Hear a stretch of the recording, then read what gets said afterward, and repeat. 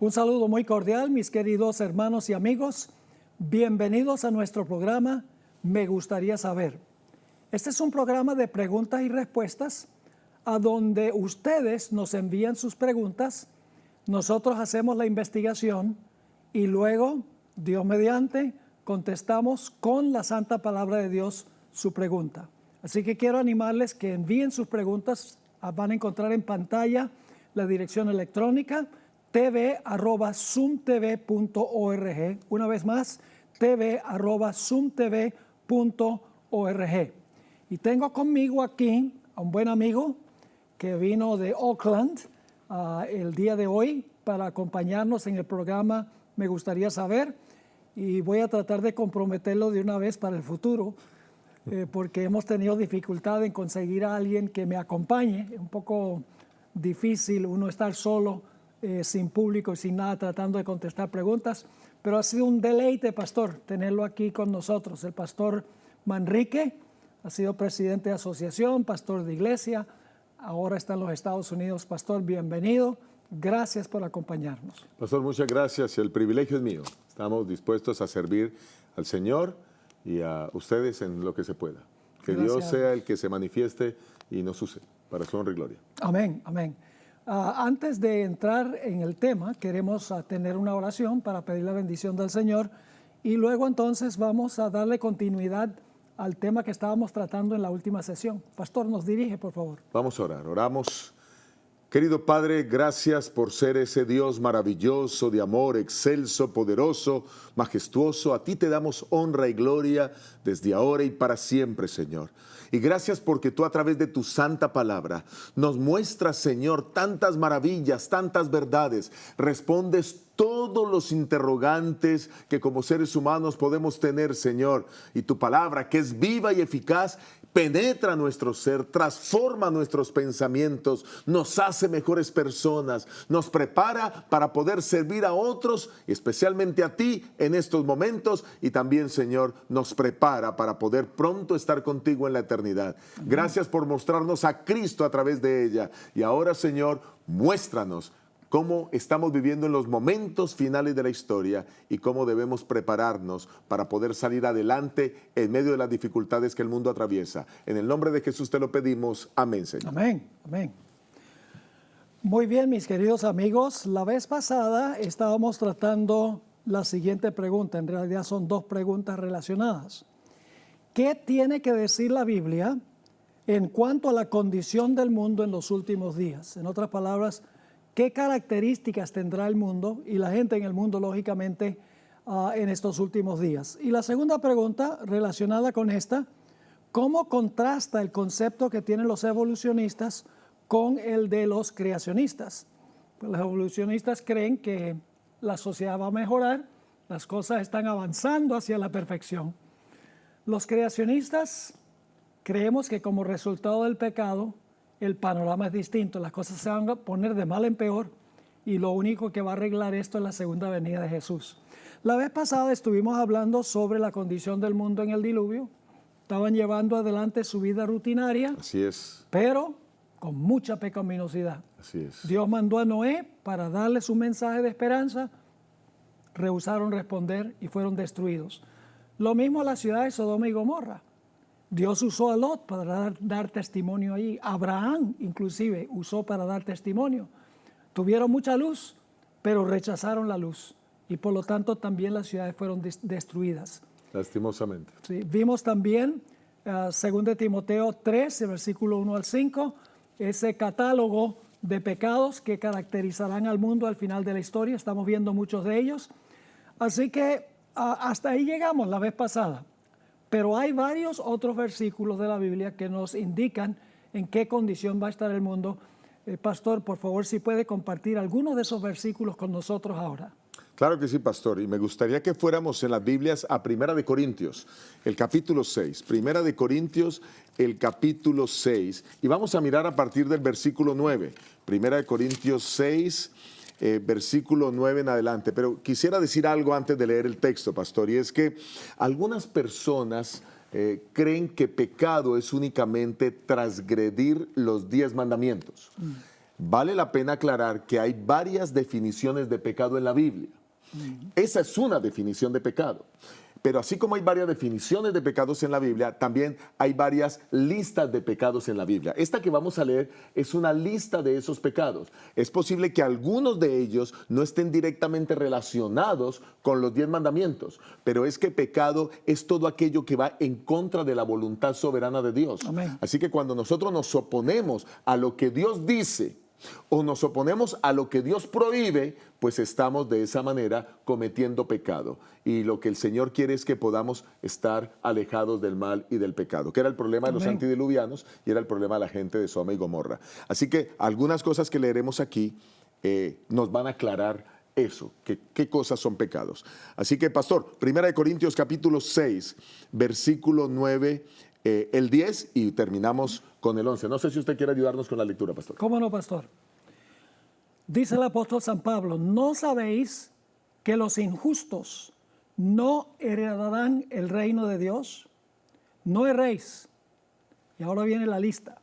Ni los fornicarios, ni los idólatras, ni los adúlteros, ni los afeminados, ni los que se echan con varones, ni los ladrones, ni los avaros, ni los borrachos, ni los maledicientes, ni los estafadores heredarán el reino de Dios. Y esto erais algunos, mas ya habéis sido lavados, ya habéis sido santificados, ya habéis sido justificados en el nombre del Señor Jesús y por el Espíritu de nuestro Dios. El versículo 9, pastor, comienza diciendo que los injustos no heredarán el reino de los cielos. ¿Quiénes son los injustos? Los que no practican la justicia. Los que practican la justicia se denominan justos. Quien no practica la justicia se denomina injusto. ¿Y qué es la justicia? Es todo lo correcto. ¿Y qué es Dios? Dios es justicia. Así que cuando nosotros practicamos lo correcto, heredamos el reino de los cielos. Porque aquí hay algo interesante, ¿no? Nosotros no creemos en la salvación por obras. Nosotros creemos que somos salvos por fe.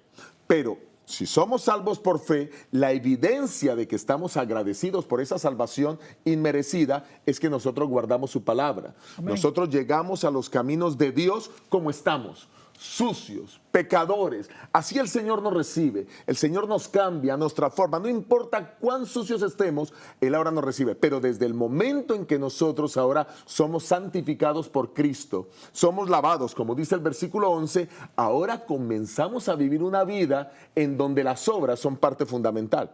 Somos salvos por gracia, pero ahora nosotros comenzamos el proceso de santificación donde las obras forman parte fundamental. Algunos han dicho que Dios nos recibe como estamos, pero no nos deja como estamos. Perfecto. Muy buen punto, pastor. Así que esta lista que tenemos aquí cuadra muy bien con lo que hablamos en cuanto al diluvio, lo que hablamos en cuanto a Sodoma y a Gomorra. ¿Por qué es tan importante que Dios nos haya lavado, nos haya santificado, nos haya justificado de todo esto? Porque nosotros estamos preparándonos para ir al cielo. ¿A quién le gustaría tener un cielo donde existe toda esta lista? Sería igual que vivir aquí. Así que Dios no solamente quiere perdonar nuestros pecados, sino quiere darnos poder para vencer esos pecados, para que no sigamos practicando esta lista de terribles pecados que menciona el apóstol Pablo. Pastor, totalmente de acuerdo y quizás quisiera hacer énfasis en dos de las palabras que aparecen en la lista. Una de esas palabras es la que dice en el versículo 9. ¿No sabéis que los injustos no heredarán el reino de Dios? No os engañéis. O sea, no nos engañemos porque son personas que hacen cosas negativas. Ni los fornicarios. Me llama la atención que la palabra fornicación viene del griego porneía. Y porneía significa cualquier desviación sexual. Entonces, cualquier tipo de desviación sexual encaja ahí. Bueno, de ahí viene la palabra pornografía también. De ahí de porneía viene pornografía. Entonces, cuando hablamos de fornicación, estamos hablando de todas desviaciones sexuales, imaginables e inimaginables. Sin embargo, el texto, para aclararlo, el apóstol Pablo dice, y de esas quiero aclarar lo siguiente, y dice el apóstol Pablo, ni los adúlteros, ni los afeminados, ni los homosexuales. O sea, él aclara tres conceptos. El que tiene relaciones sexuales fuera de su matrimonio, está hablando de aquel que se viste como mujer, a los afeminados, hombres que se visten como mujer, y está hablando de los hombres que tienen relaciones sexuales con hombres. La Biblia los declara injustos.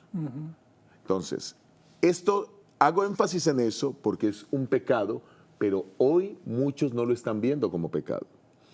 Pero también lo interesante es que el versículo 11 dice, y esto erais algunos de vosotros. O sea, que muchos pueden vivir en esos pecados, pueden vivir en el adulterio, pueden vivir en la fornicación, pueden vivir quizás en el ser afeminados, pueden vivir en el tema del homosexualismo, pero algunos eran así y dice, pero ya habéis sido lavados, ya habéis sido santificados, ya habéis sido justificados en el nombre de Jesús. El único que puede ayudar a vencer a la gente sus pecados es Cristo Jesús. Amén. El único que puede cambiar a una persona con cualquiera de esas desviaciones sexuales de las cuales hemos hablado es Cristo el Señor.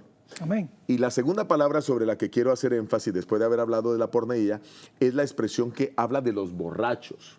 Está hablándole a usted alguien, pastor, que en su juventud tuvo, antes de ser cristiano, por supuesto, fui un hombre que me emborraché varias veces. Antes de ser cristiano, pues experimenté los dolores de cabeza, la jaqueca que recibe uno, o el guayabo, como le diríamos en mi país, después de haber pasado consumiendo licor. Pero aquí dice que los borrachos no heredarán el reino de los cielos. Y yo me preguntaba, pero es que hay borrachitos buenos. Hay borrachitos que hasta se quedan callados, no le hacen mal a nadie. Pero es que una persona borracha no es consciente de sí mismo, pastor. Una persona con tragos en la cabeza hasta pierde la noción del tiempo, de lo que pasó en ese momento en que estaba borracho. Pero no solo eso, ha alterado su cuerpo, ha ingerido sustancias que trastornan su ser. Y Dios está diciendo ahí que no. Lo otro es que Dios no va a permitir que tengamos personas en el cielo que estén fuera de sí mismas, que no controlen sus apetitos o sus hábitos. Imagínese usted un borracho que vaya al reino de los cielos. Quizás el primer día estuvo bien en el cielo, quizás el segundo día estuvo bien, pero luego va a sentir que su garganta necesita ingerir algo. Va a querer sentir o experimentar el hecho de que pueda sentir esa aparente paz que trae la bebida, que trae el licor, el poder huir de los problemas. Pero en el cielo no va a haber problemas, no se necesita que haya borracho. Va a querer buscar la cantina celestial y no hay cantina celestial. Dios no va a llevar a estas personas que experimentan cosas injustas al cielo, porque sería permitir que el pecado nuevamente volviera a resurgir. Aclaremos que no habrá tentador, porque Satanás será destruido. Si no hay tentador, no hay tentación. Si no hay tentación, no hay pecado. Pero es bueno que quede claro ese punto, que algunas personas creen que no hay problema en ser borracho, en tomar licor, pero la Biblia describe como un pecado que impedirá heredar el reino de los cielos. Y pastor, es muy importante el versículo 11, a la luz de lo que conciben muchas personas hoy en día. Hoy en día se dice que una persona que nace homosexual será homosexual toda la vida, que es imposible que vaya en contra de la forma en que nació.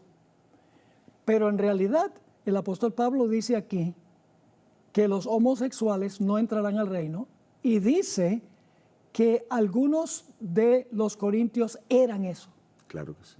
Es decir, que el homosexualismo se puede vencer por el poder de Dios.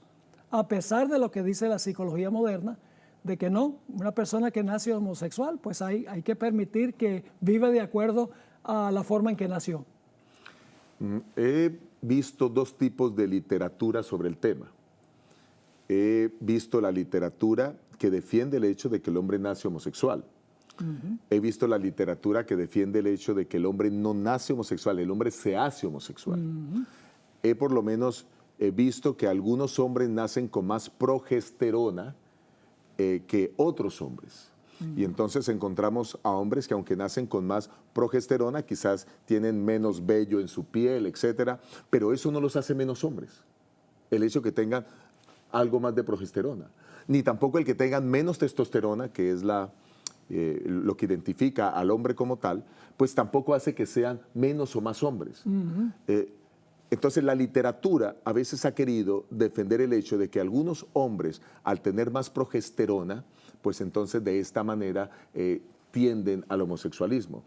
Pero yo encuentro que hay un marco en la mayoría de los casos de homosexualismo, es que por alguna circunstancia alguien lo inició, algún tipo de abuso pudieron sufrir, aunque quizás puede haber alguien, un niño, que sienta o experimente ese deseo desde su niñez. He hablado con padres que se han acercado a mí y me han dicho, pastor, mi hijo tiene 5 años y quiere vestirse como mujer, tiene 7 años y quiere vestirse como mujer. Y entonces yo he tenido que decirle al padre, mira, tú eres el modelo para ese niño. Dile que él es hombre, que nació hombre, que cuando nació el médico dijo, usted ha tenido un niño. ¿Y por qué ha tenido un niño? Porque obviamente son genitales masculinos. O cuando ha nacido niñas, niña. Nosotros somos hombres y mujeres desde el momento en que nacemos. ¿Y cómo es posible que un padre no deja al niño que coma comida chatarra, pero sí deja que algo tan importante como su identidad, él la defina? No podemos dejar esas decisiones tan importantes y trascendentales en la mano de un niño que no sabe cómo actuar. Somos los padres los que tenemos que determinarle la identidad al niño. Y lo digo porque a veces hemos caído en el error de no hacerlo. Se ha hecho popular esa literatura de la cual estamos hablando y simplemente dejamos que un niño vaya a decidir sobre algo tan fundamental. Muy importante, pastor. También hay un pasaje en Gálatas, pastor. Sí, ese está en Gálatas 5, pastor. Vamos a mirar ese pasaje también para ver qué más tuvo que decir el apóstol Pablo. Está en Gálatas, el capítulo 5, el versículo 19 al 21, pastor. Gálatas 5, 19 al 21. Sí, pastor. Dice así. Bueno, dice lo siguiente.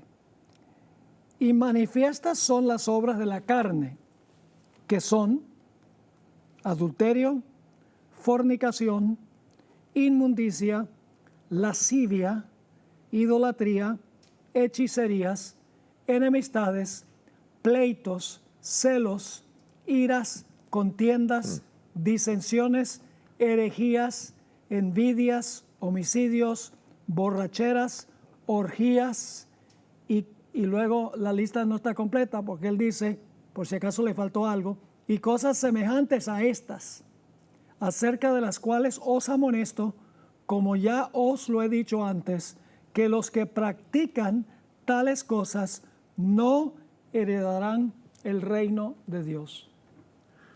Dios está haciendo una advertencia a los seres humanos que vivimos en esta época. Bueno, a los que han vivido en todas las épocas. El apóstol Pablo habla a los que vivieron en su época, a los Gálatas y a los que vivieron de ahí en adelante. Pero está hablando claro cuáles son los pecados. El tema sexual es relevante para el apóstol Pablo y lo presenta en cada uno de estos listados. Pero no solo eso, aquí el apóstol Pablo está hablando de cosas como hechicería, cosas como enemistades. Hace poco estaba en Santiago de Chile y me llevaron a conocer el centro de Santiago. Y cuando estaba caminando por las calles del centro me llamó poderosamente la atención que había todo un paseo peatonal en donde habían carpas y dentro de cada carpa había una mujer con la bola de cristal, en la otra carpa otra leyendo las cartas, en la otra carpa otra leyendo la mano, en la otra... Y me llamó la atención, parece que pagan el lugar porque estaban bien organizados ahí en el centro de Santiago. Y dije yo, oye, qué tremendo esto. Y cuánta gente haciendo consulta y haciendo fila, esperando que se desocupe el uno para entrar el otro. La gente creyendo cosas que la Biblia describe como abominación a Jehová. Sí. Y que eso, por ejemplo, está en Deuteronomio, el capítulo 18, el versículo 9 al 12. Dios abomina que haya la hechicería, la adivinación, etcétera, etcétera, etcétera. Pero hoy la gente cae en eso. Debe la gente saber que eso es pecado delante de Dios. Y Dios está advirtiendo que si lo hacemos no heredaremos el reino de Dios. Pastor, lo que tienen que hacer es buscar respuestas aquí, en este libro. Así es. No en la bola de cristal, no en la palma de la mano, no en las estrellas, no en los expertos. todo lo que nosotros necesitamos para llegar del punto A, este mundo, al punto B, el reino venidero, se encuentra en este libro. Así es, pastor. Así de sencillo Así de es. sencillo. El tema es que la gente necesita creer en algo. Y para la gente es muy fácil creer en cosas, ya que estamos hablando del tema evolutivo, por ejemplo. Es fácil, como se nos presenta el concepto de la evolución, creer que el hombre ha venido evolucionando por estadios. Y de paso, existe la evolución teísta, que creen que Dios está guiando el proceso evolutivo, y prácticamente los adventistas del séptimo día nos estamos quedando solo en el mundo para nosotros decir que creemos en la creación en 7 días literales. Sí. Porque si nosotros creemos en esa evolución, estamos en problemas bien serios desde la perspectiva teológica, porque la muerte es la consecuencia del pecado. Correcto. Si nosotros creemos en la evolución, quiere decir que hubo muerte antes del pecado. Antes del pecado. Sí. Y eso ya nos pone en problema. Echa la Biblia por tierra. Pero el punto aquí, lo que a mí me preocupa, es que la gran mayoría de cristianos hoy en el mundo están despreciando el concepto de una creación en 7 días y están adquiriendo como parte de sus creencias fundamentales ese proceso evolutivo teísta que va en contra de los principios teológicos. Ahora, pastor, ya que mencionó el asunto de la creación, hacemos una transición natural ahora a Romanos el capítulo 1. Tremendo. Donde se menciona el Creador. Claro que sí. Y que Dios ha dado testimonio de sí mismo. Vamos a leer, es un pasaje largo, pero me voy a tomar el lujo de leerlo, pastor. Adelante, pastor. Sobre esto aquí es la descripción más vívida de la condición del mundo antes de la segunda venida de Jesús. Elena White, en un libro que está solo en inglés hasta donde yo sepa, una apelación a las madres, en inglés, An Appeal to Mothers, página 27, escribió lo siguiente. Se me dijo, Dios, ¿no? Se me dijo que Romanos 1, 18 al 32 contiene una descripción verídica del mundo antes de la segunda venida de Cristo. Creo. Ahora vamos a leer para ver si el mundo está llegando a esa condición. Okay. Yo voy a leer la mitad y luego le voy a dar la oportunidad de leer la otra mitad. Adelante. Versículo 18. Y quiero que noten una expresión clave. Dios los entregó. Tenemos que hacer algunos comentarios sobre eso. Rápidamente. Porque la ira de Dios se revela desde el cielo contra toda impiedad e injusticia de los hombres, que detienen con injusticia la verdad. Porque lo que de Dios se conoce les es manifiesto, pues Dios se lo manifestó. Porque las cosas invisibles de Él, su eterno poder y deidad, se hacen claramente visibles desde la creación del mundo, siendo entendidas por medio de las cosas hechas, de modo que no tienen excusa. Es decir, la naturaleza les dice la verdad. Versículo 21, pues habiendo conocido a Dios, no le glorificaron como a Dios, ni le dieron gracias, sino que se envanecieron en sus razonamientos, y su necio corazón fue entenebrecido. Profesando ser sabios, se hicieron necios y cambiaron la gloria del Dios incorruptible en semejanza de imagen de hombre corruptible, de aves, de cuadrúpedos y de reptiles. Y ahora voy a dejar que usted lea del versículo 24 hasta el final del capítulo, donde aparece 3 veces esa frase. Por lo cual también los entregó Dios a la inmundicia, en los apetitos de sus corazones, de modo que deshonraron entre sí sus propios cuerpos, ya que cambiaron la verdad de Dios por la mentira, honrando y dando culto a las criaturas antes que al Creador, el cual es bendito por los siglos. Amén. De paso, hago un paréntesis, pastor. Aquí hace una alusión clara a lo que está pasando con la evolución. En lugar de dar la gloria al Creador, están dando gloria al proceso evolutivo. Exacto. Continuamos con el 26. Por eso Dios los entregó a pasiones vergonzosas. Los entregó otra vez. Los entregó otra vez, sí.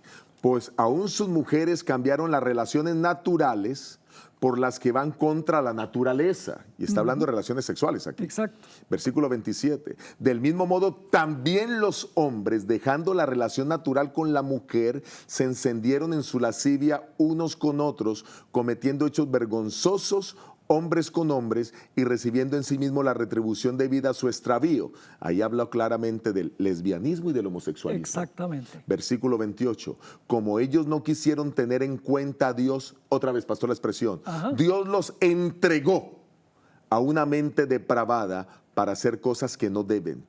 Están atestados de toda inmundicia, fornicación, perversidad, avaricia, maldad, llenos de envidia, homicidios, contiendas, engaños y perversidades. Son murmuradores, calumniadores, enemigos de Dios, injuriosos, soberbios, vanidosos, inventores de males, desobedientes a los padres, necios, desleales, sin afecto natural, implacables, sin misericordia. Esos, aunque conocen el juicio de Dios, que los que practican tales cosas son dignos de muerte, no solo las hacen, sino que también se complacen con los que las practican. Qué interesante que no es solamente una condenación para los que practican eso, sino también para los que se complacen con los que las practican. Hay mucha gente, por ejemplo, que no cometiría adulterio, pero les encanta ver películas donde los actores y las actrices están cometiendo adulterio y fornicación y toda clase de cosas que prohíbe este pasaje.